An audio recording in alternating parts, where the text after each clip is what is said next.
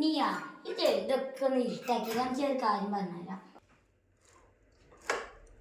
പണ്ട് ഈ വീടുണ്ടാവും, ഇവിടെ ഒരു വീടുണ്ടായിരുന്നു. ആ വീട്ടിലൊരു അമ്മൂമ്മ മാത്രമേ ഉള്ളൂ. ആ അമ്മൂമ്മനെ ആരോ കൊന്നു. ആ അമ്മൂമ്മന്റെ ആത്മാവ് ഈ വീടിന്റെ പരിസരത്ത് കൂടെ ഇങ്ങനെ പോകുന്നുണ്ട്. എനിക്കെങ്ങനെ അറിയാം? ഏതോ കാക്ക പറഞ്ഞ കേട്ടാണ്. വിശ്വസിച്ചു. അത് അങ്ങനെ ഒരു പറച്ചില്. അതോ അത് ഞാൻ വിശ്വസിച്ചു, അതുകൊണ്ടാ. എടി വേണമെങ്കിൽ വിശ്വസിച്ചാൽ മതി, ഞാൻ വേണ്ട പറയണത്. ആരുണ്ടിട്ട് ആരാ?